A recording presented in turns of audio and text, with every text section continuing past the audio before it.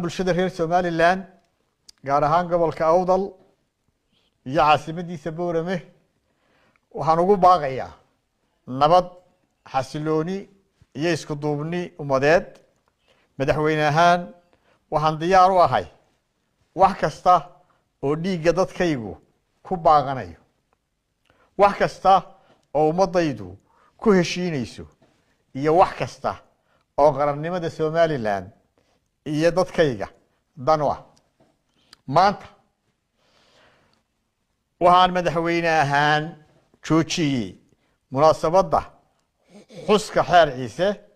anigoo ka eegaya danta guud iyo dareenka umadayda annaga oo u dhegan nugul wax kasta